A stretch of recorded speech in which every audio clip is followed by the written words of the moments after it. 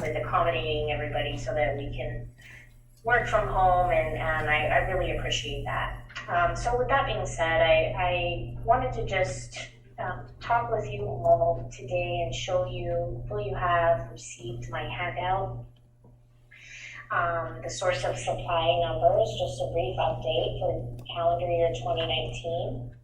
And if you're looking on the first page there, it's just a very simple breakdown of where our water came from for the year. You'll notice, of course, that our biggest share of water came from groundwater, and that's good. That's the most affordable source that we have. I did go to some committee meetings last week and kind of emphasize the need for groundwater recharge. I know you're all aware that that's a need moving forward, but I just want to point out that being our largest source of water, and remembering that we did have to lower 3 wells last year in the Lido Creek Basin, we really want to focus on groundwater recharge so that we can keep that source healthy. And then kind of tying into that, state water project water, our allocation dropped. It plummeted actually from 75% to 15% recently. Now that may go up again now that it's raining. But of course, it'll fluctuate with the weather, and it can fluctuate very, very dramatically. So, and we could lose that source altogether. So just kind of something to keep in mind. We really want to get away from our reliance on state water. I know you all already know that. Just kind of a reminder, and I'd really like to start looking at new water supply sources. So, recharging groundwater is super important, and then new sources like desalination or recycled water are going to become even more important in the future. With the possibility of losing that state water. And it's not just allocation due to dry years, but also, earthquake or other weather event or natural disaster could make that source of supply completely unavailable. The next page of your handout, does anybody have any questions on that part before I move on? What does AF and MG mean? Oh, okay. AF is acre feet, and MG is for million gallons. In the future, when you submit these kind of reports, just for reference, Ms. 1 acre Lukey. foot of water is Ms. about Lukey. 326,000 gallons. Ms. Lukey, in the future, when you submit a report with acronyms, make sure that you write them out or provide a key. Certainly, I can do that. My apologies. Yeah, absolutely. And any other questions? Not at this time. Okay, so the next page is the water loss, just a simple water loss accounting so that you can see there's the total production, of course, close to 19,000. Again, you see AF and MG. Next time I'll break acronyms out, but that's, again, acre feet, million gallons. And then if you kind of go halfway down the graph, you see unaccounted for water. And actually the state wants us to get away from using that term unaccounted for. Now we call that non-revenue water is what we're supposed to call it. And that's water that was lost. And it's not including, we've already deducted, by this point, we've already deducted water estimated that we lost for leaks and for flushing and other discharges. So the 2,000 acre feet is after all of those things, and that's just purely water lost. We're not really sure where it went. I apologize. There you have the percentage. Our percentage is a little bit high. Of course, it's something we want to work at. And of course, the last row there, you see the cost, and that's just the production cost of water. The 2,000 acre feet that we lost in the system. Moving forward with, and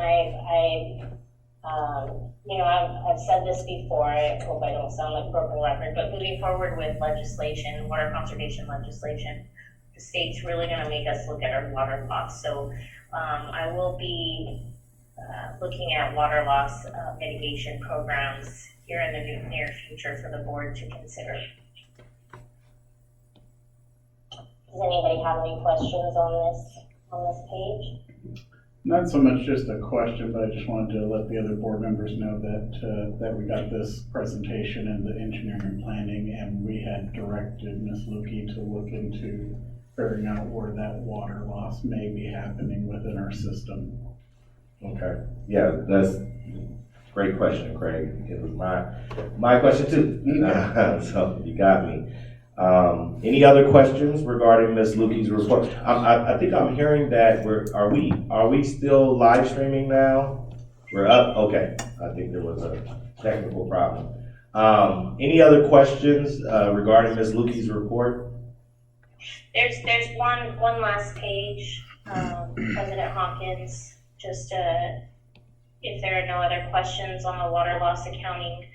If you look at your last page of the handout, it's just a quick update on the 20% by 2020 Senate Bill X77,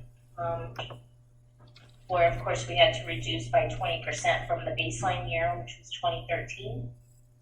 That just kind of shows you where we're at. That GPCD stands for gallons per capita per day. That's how the state is asking us to measure, basically, the water used per person per day in our service area. So as you can see, our target is 232, and we're doing well. It's the end of the year is when we'll have to report on whether or not we met that, and then it looks like we'll have no problem doing that. Where we're at, Okay, GPCDs. looks like we're making progress in that regard. Are there any other questions about this report? Okay, well, thank you, Ms. Lukey, for giving us this fine report here. We find it useful, and I'm sure we'll get more information on the future on what we can do to make our water supply more resilient and figure out how to find that loss and make our system be able to find additional sources, and this will help inform the board as we plan for the future. Thank you. All right. Thank you so much. Have a nice evening and stay safe. Next up, are we back on Facebook? Okay, all right. So next up is the data analytics for live stream meetings. Do we have the analytics on the emails open yesterday? I think no. Okay. I can pull that up for you. Oh, okay. All right. Good evening, board members. Nasim Faruqi, Public Affairs Manager. I apologize, I was a little distracted. We were having some technical difficulties on our live streaming. However, I'm here to report to you tonight on the data analytics for our live stream meetings. All of you have a sheet in front of you with a breakdown spreadsheet of all the live stream meetings that we've had so far, as well as the agenda review with the board president that we've done since December. Our first live stream meeting was December 19th of last year, so we have quite a few meetings in already. And as you can see, we do have Facebook Live, and then we also do have YouTube Live. Two different features. We have two different types of data that we get from each of the two platforms.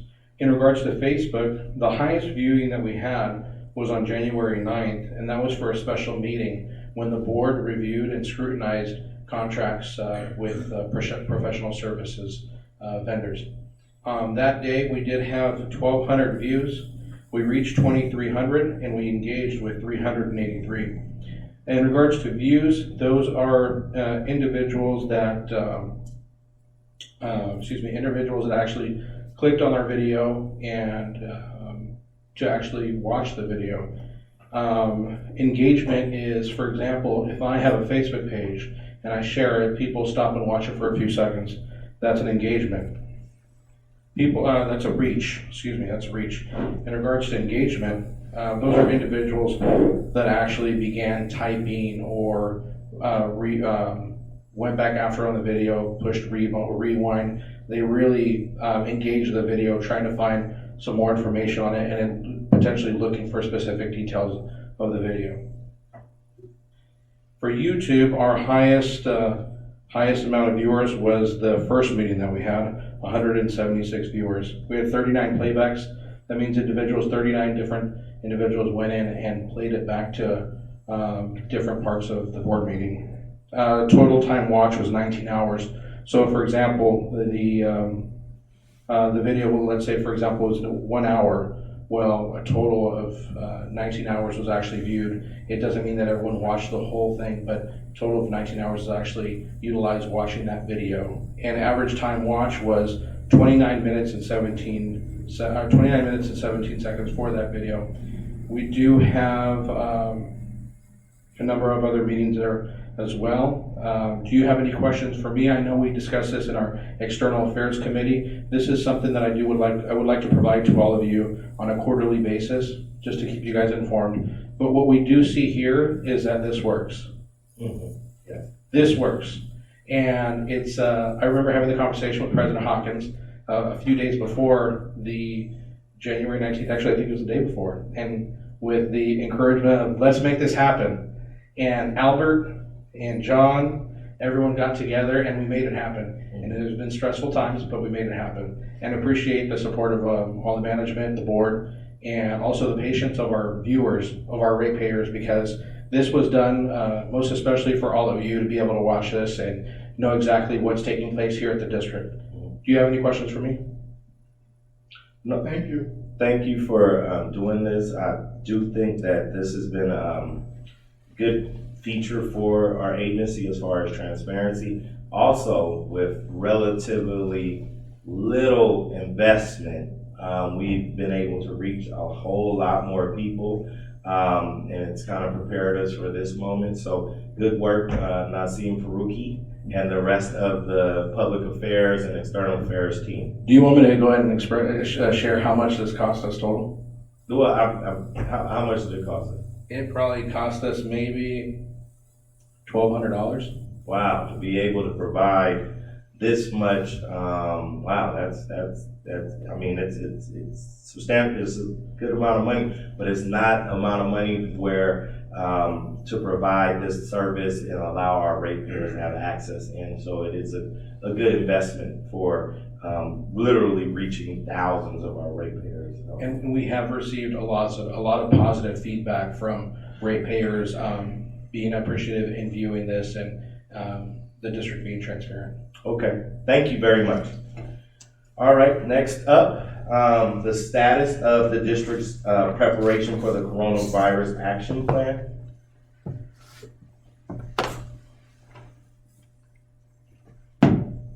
Good evening. My name is Jeanette Barrera, and I was brought on to assist Daniel Rodriguez in the emergency plan for the COVID-19. So today I'm just basically going to go over with you where we are in terms of the emergency response plan, and then also just to give you an update with San Bernardino County office. Since early this morning, they did send an email out stating that the majority of their offices would be closed. However, you would still have access to them online and through the phone. So, and just for the viewers at home, let me just give you an example, so you know that you can call in or send an email and you'll still get a response. So the offices that are working from home are going to be the economic development, human resources, land use services, public works, etc. Other venues that are going to be completely closed is obviously like the libraries, senior centers, rec centers, things like that. Okay? Any questions on that? No. Great. So moving forward with the emergency response plan. So so that everybody can understand at home what that means. Under the guidelines of the California Public Health and the Drinking Water Program, and also under the Federal Emergency Management Agency, we have a plan in place that has already been given, and I and Daniel will also be making amendments as this progresses, right? For the ERP, which is again the Emergency Response Plan, works best when collaborations of different stakeholders, counties, and when we're working with our neighboring cities. Moving forward, what I am working on specifically is the local hazard mitigation plan. And what that is, it's a tool basically that agencies use to provide information to the community. So for example, the city of Irvine has already posted theirs on their website. So if a resident or somebody at home has concerns about the COVID-19 or what exactly that department is doing, they can go to the website and click on it.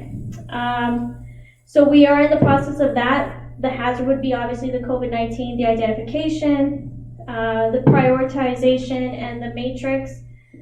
And impact is something that I will go ahead and create. We already have a planning team in place, obviously because of the emergency response plan. And again, it's just collaborating in-house and putting outreach. Somebody designated here who can do outreach and public, providing public information, and coordinating with different jurisdictions. And also the mitigation would also include the recovery as well. So the next thing that you mentioned earlier, President Hawkins, is the pandemic response plan. So that is something, again, that me and Daniel are going to be working in, trying to get that in probably as soon as possible, right before the end of the week, which is tomorrow.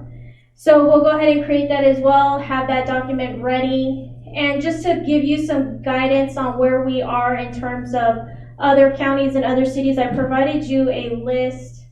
Go ahead and has a timeline on it. So if you, go ahead. Oh, please provide that to Secretary Ashe, so she'll distribute You to have the it, board. you already have it. Okay. So in terms of what the state has already declared, and the measures that the governor and different cities have done, we're right in step with them, right? So as we gradually progress, again, we already have these different types of plans in place to ensure that we have a response ready. Did you guys see that timeline? It's not it's the second copy that I gave you. Okay.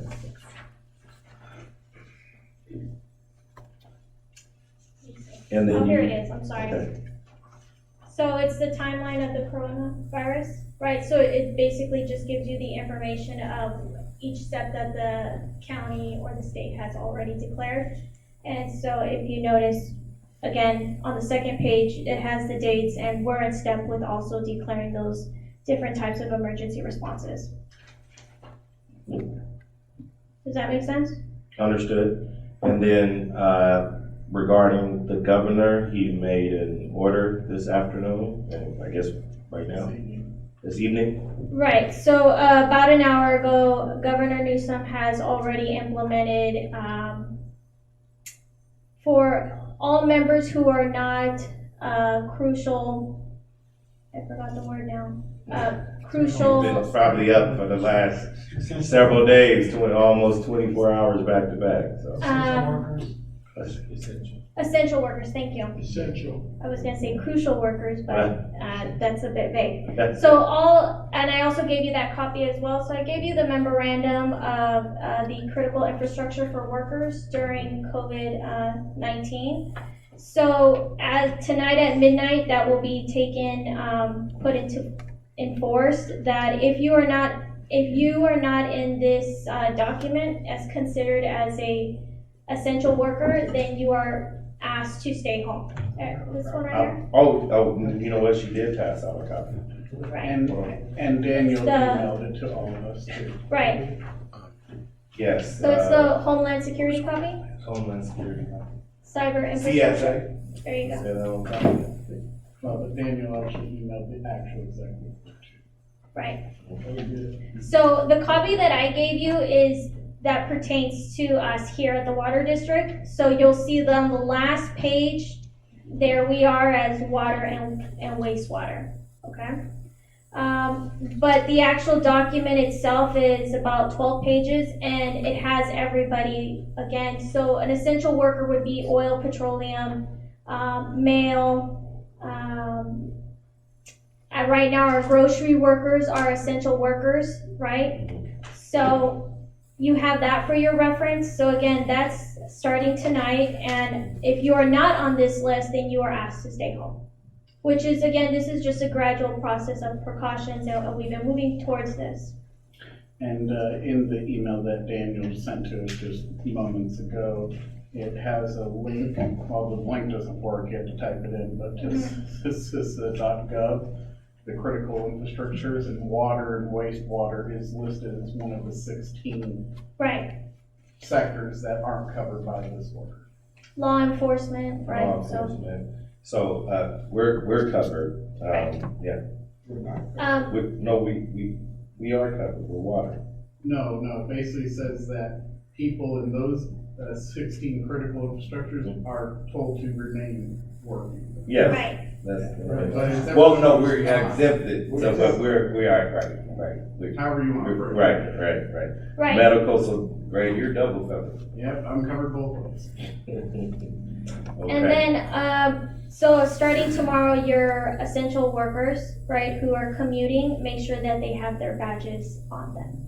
okay. I think the general manager during our safety meeting and throughout the week has been very, vigilant. If I could say the word right, express the right sentiment that he's expressed regarding everyone having their badge with them. It does describe their role as emergency service worker, essential worker. It's going to be necessary if there are, if they're stopped by the police, if they're en route to work and perform their activities, to make sure they have the proper identification that states that they are working for a water agency.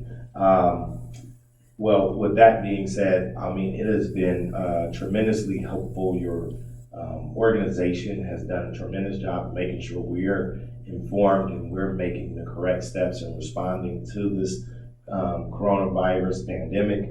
We appreciate what you're doing. I know you've been working all around the clock, going everywhere between, all the various counties, and, all these EOC meetings are early in the morning. And so we just applaud and thank you for being here and being a part of our response. Are there any questions or anything else? Just thank you, and we look forward to getting your additional information. Thank you. Thank you. And moving forward, you probably won't be seeing me until after April, right? And if there's no further questions for me, I'm going to excuse myself. Okay, and we won't see you, you'll just call in? Right. Okay, So I will still be telecommuting. yes, understood. All Okay, right. Thank you, and have a wonderful evening. thank you too.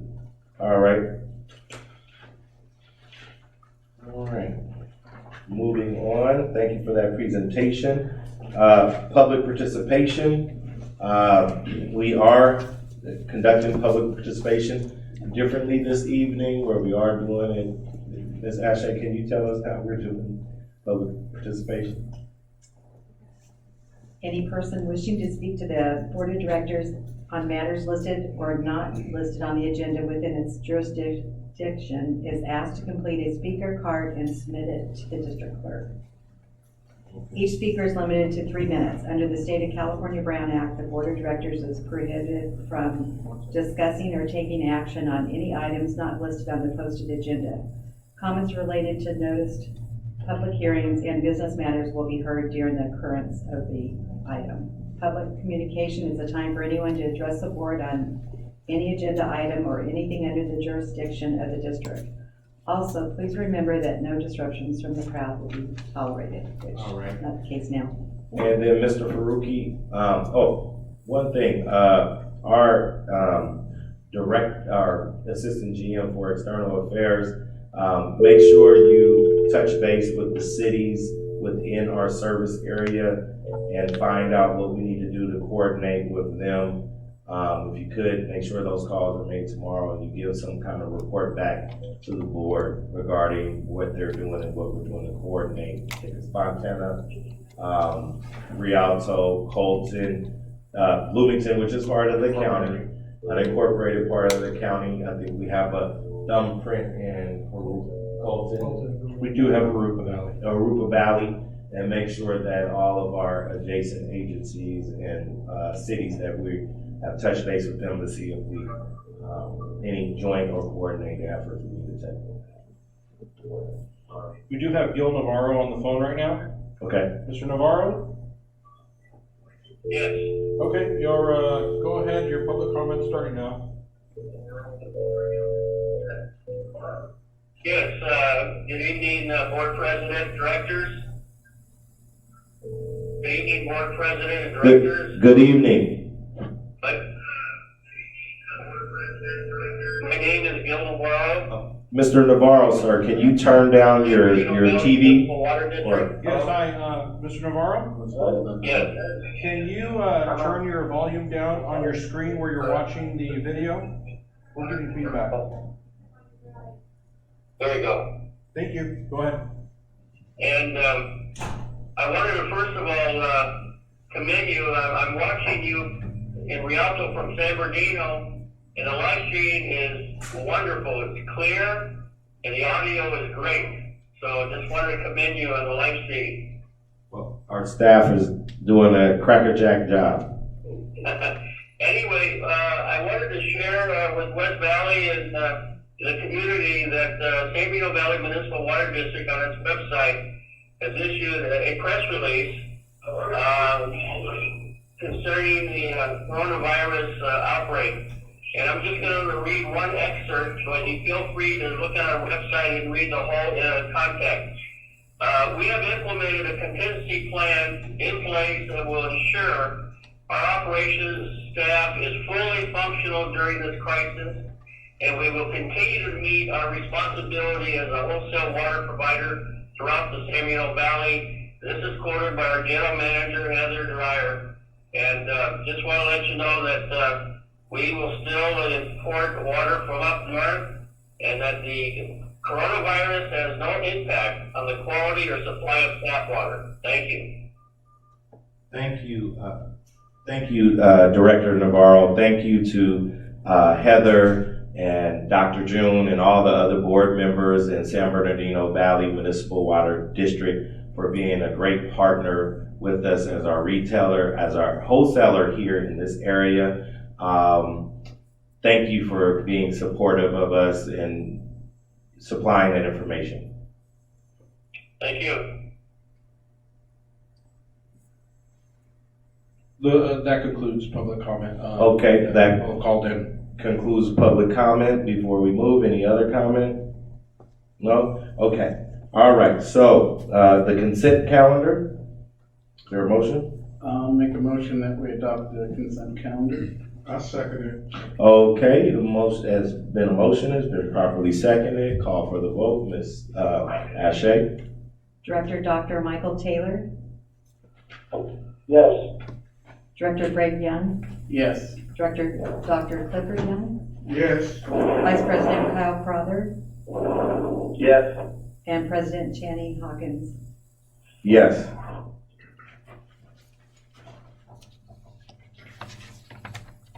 Okay, now moving on to business matters. First up is selection of an executive recruitment firm for assistant general manager. I think the board has been, general manager, do you want to talk about the process and where we are right now?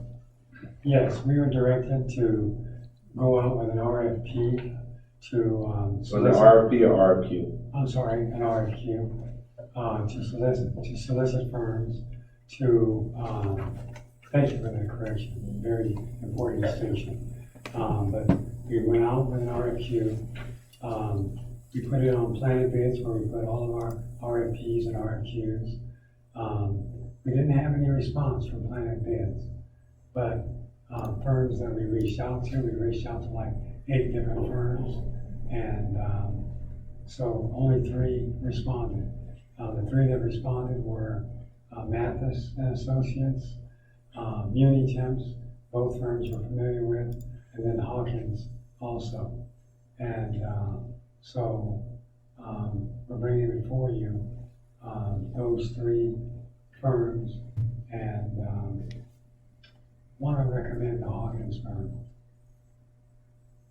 Okay. Okay. The board members have an opportunity to review the qualifications. I want to be clear, the Hawkins firm is not related to me just because they have my last name. I don't have any association, affiliation, or otherwise with the Hawkins firm. And so, the qualifications are here, and the board members can deliberate over what they feel is acceptable to them.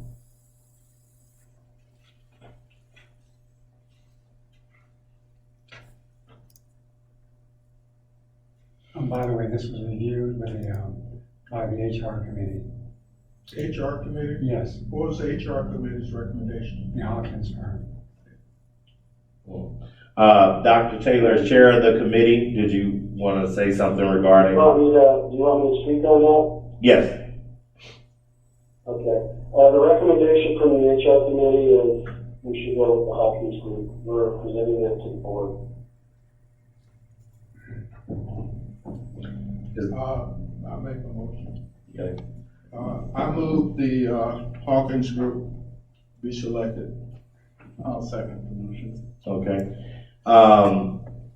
The motion's been moved and properly seconded for the Hawkins firm to be the firm for our selection of the assistant help assist us with the selection of the assistant GM. Call for the vote. Director Dr. Michael Taylor, Yes. Director Greg Young, Yes. Director Clifford Young, Yes. Vice President Kyle Crowther, Yes. and President Channing Hawkins. Yes. Next, review of the 2012 capacity charge study based on the 2012 Water Master Plan. Linda can give a presentation on that. Okay. And this also did come through committee as well. Okay. Good evening, Linda Jadeski, Engineering Services Manager, President Hawkins, members of the board. The item is the review of the capacity charge study based on the 2012 Water Master Plan. New development places additional demands on our existing facilities and often requires the construction of new or expanded facilities to maintain service standards. To ensure that the district collects sufficient funds to construct those master plan facilities, the district periodically reviews and updates its capacity charges to adjust for the increased costs of construction and/or material changes to the list of the master plan facilities. Government Code Section 66013B3 defines a capacity charge to mean a charge for public facilities in existence at the time a charge is imposed, or charges for new public facilities to be acquired for construction in the future that are of proportional benefit to the person or property being charged. The capacity charge is not a tax, it's not a special assessment or a rate increase on existing development, but it is a one-time charge for new applicants for service. The capacity charge imposed represents a proportionate share for the cost of the facilities needed to provide service to the new development. The last capacity charge was prepared in 2012. Prior capacity charges were done in 2001, 2002, 2004, 2006, 2008, 2009.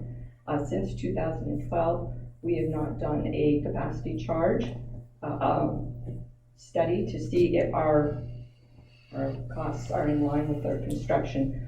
Construction costs have increased and our fees have not increased. So with this, we are requesting that staff be allowed to prepare and issue a request for proposals for a capacity charge study. So just to be clear, this capacity charge study is not raising our rates. That's correct. Okay. Does it have the potential of raising our rates? When you say rates, are you talking about our water rates to our existing customers? Yes. No, it does not. This is only for new construction. This is only for new connections, yes, new construction. And we haven't done this in over 8 years, and really, we probably should do it every 3 or 4 years. Didn't we do a master plan a couple of years ago? We are finalizing the master plan. We had that at committee just recently. Yeah. We have Is it a, final yet? Well, it doesn't really become final until the full board approves it, but it's coming in the near future, and it will be. I mean, final on the consultant. Oh, yeah. Okay. Any questions? Well, I mean, I was just going to say, we talked about this in the committee, and as You and, Vice President Crowther, and the need to take a good look at what our current charges are and what they should be, so that we are getting we're charging what we should be in order to perform the services and install the infrastructure which we need. So we enthusiastically put to the full board to authorize this RFP. Let me ask another question, to be clear. Yeah. This is for only new construction. Yes. Okay, I just, I. Gotta make sure. To be clear. I don't want. Yeah. No, this is not to start slipping anything in. related to existing Right. customers. This is for new development, so that when they plan a development, that we charge them what it's gonna cost to build that infrastructure to provide that service. Okay. Am I kinda getting it right, Linda? that's right. Okay. Okay, all right. Mike and Kyle, do you have any comments? Questions? No, Oh, I don't have any. Go ahead, Mike, go ahead. No, I don't have any comments. I'm good. okay. Kyle, you got anything? No. All right, okay. No, I'm not good. With that being said, do we have a motion? I'll make the motion that we adopt item 2 and allow staff to proceed with the RFP. I'll second it. All right, call for the vote. Director Dr. Michael Taylor, Yes. Director Greg Yen, Yes.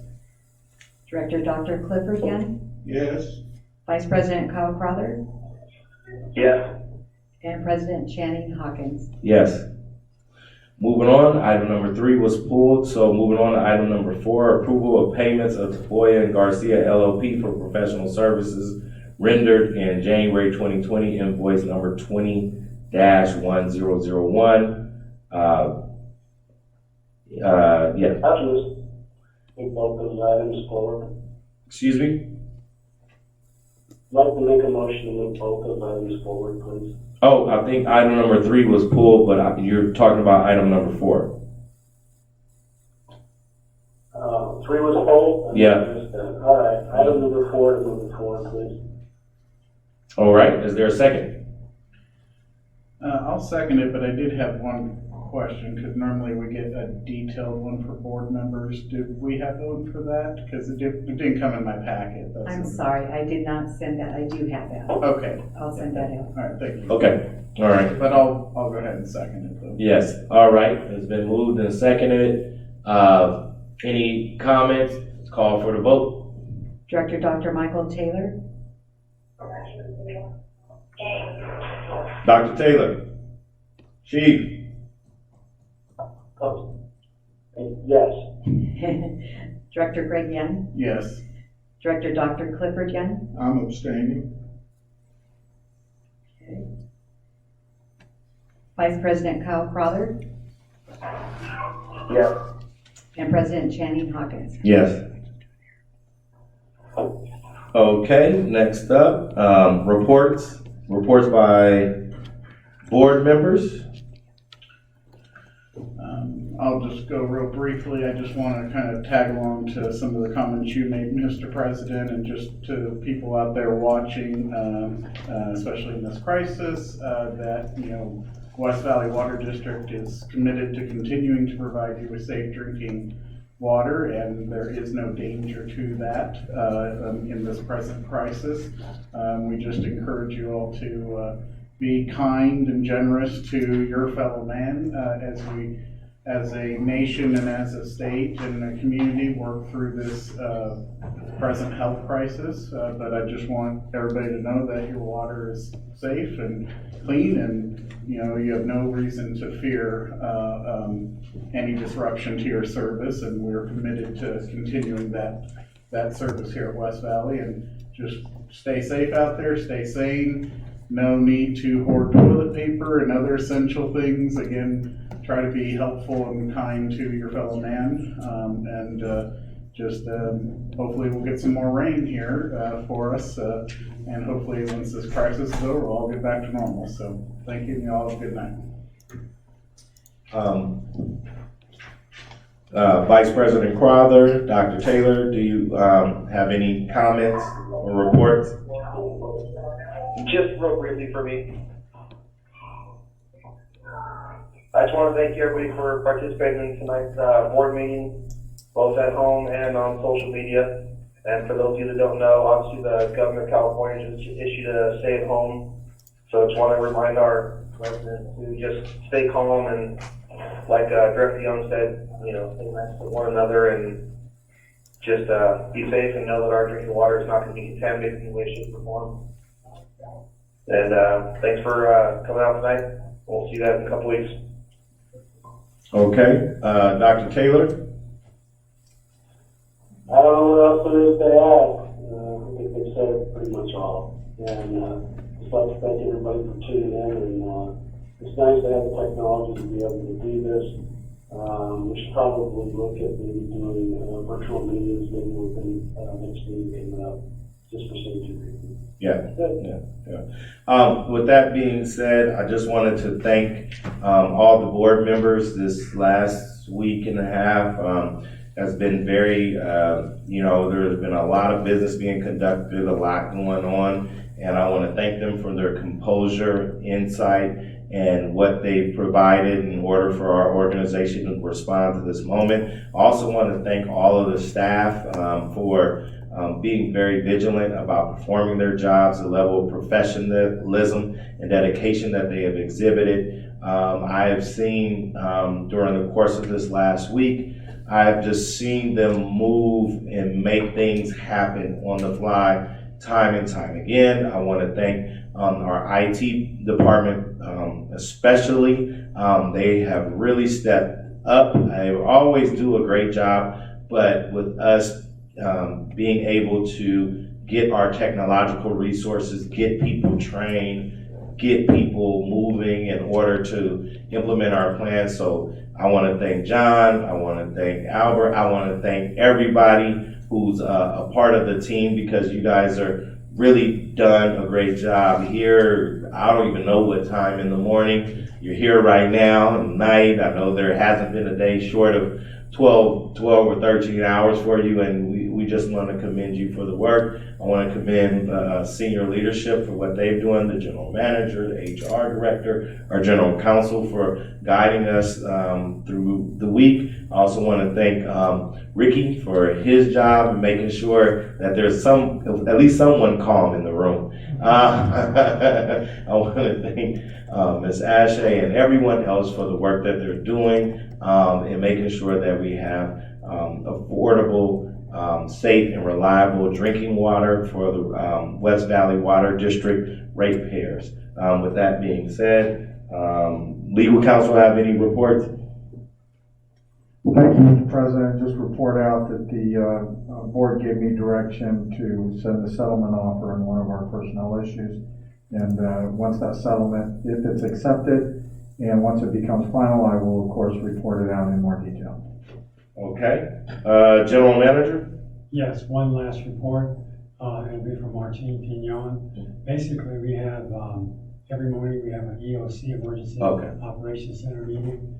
And one of the first things we do is, of course, notify everybody of what level we're at in terms of activation. And we're at level 2, which is consistent with the county.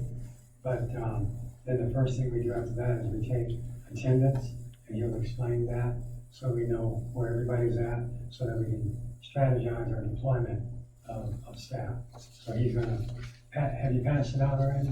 report? No, I'm gonna read it out, if you don't mind. Yeah. Pass it out. I'm gonna summarize it. Out of 84 employees, we have 11 that are already telecommuting. We have, we're arming our almost 15 more with laptops and phones that will be, are being trained also.